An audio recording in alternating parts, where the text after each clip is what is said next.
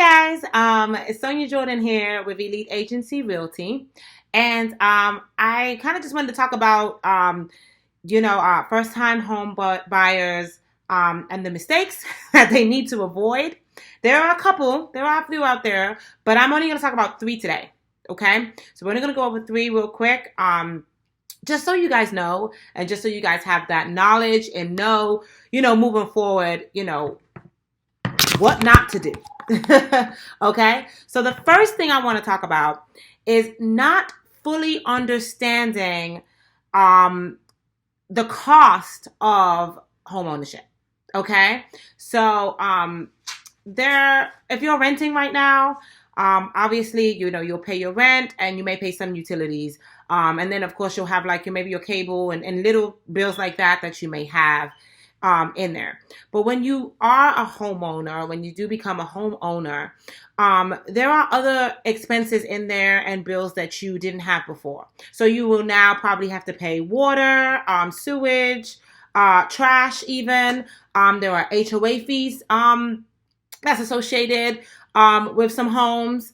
And of course you'll have now property taxes, and you will have your homeowner's insurance. So those are just a few.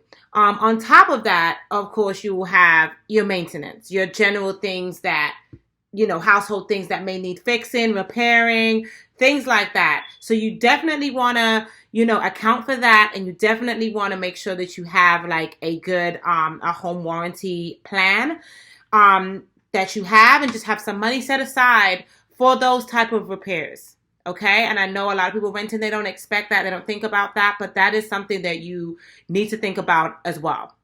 Okay, the second one that I would like to delve into is spending the entire budget. Okay, so I get it. You can be approved by a lender for, let's say, I don't know, $500,000. You're approved for $500,000. Just because you were approved for $500,000 does not mean that you have to spend $500,000 or even close to it. You don't even have to spend $495,000.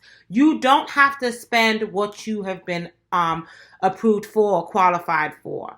Okay?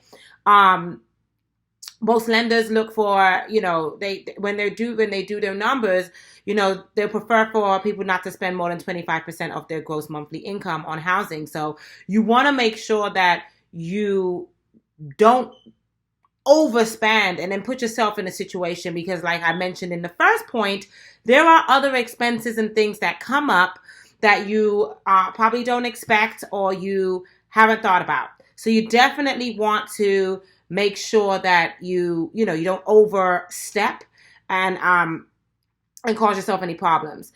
Remember that you have down payment costs, you have closing costs, and it's always good, again, like I said before, to have some savings on the side just for those emergencies or unexpected expenses that may come up. Okay, so let's move on to number 3. So the third one that I want to talk about is talking to a lender or looking for a lender. As a new home buyer, I'm sure you may have friends or family that may say, well, hey, I know this person, or hey, I use this lender and XYZ, and then you feel like you have to use the same person. It doesn't always apply to everybody. Everybody's situation is different, and every lender can help you in a different way. So make sure that you shop around, at least minimum 3 lenders. Shop around, see what they have to offer, see if they have the experience to give you what you need for your particular financial situation, right? So you want to make sure that it works for you and it's best for you. So you get the best rates, you get the best company with the best experience to best represent you for what you need right now.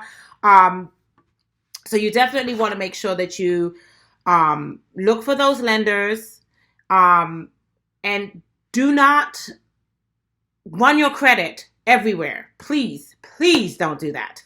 Don't run your credit every chance you get. Don't run to different lenders everywhere and just have them pulling your credit.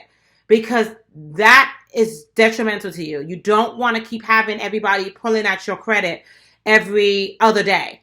Okay? So sit down, talk with the lender, get the information you need, shop around, compare notes, see who is a best fit for you and your situation. You don't have to go with what your mama told you or your sister told you or your best friend told you. Go with what works for you in your situation. Okay?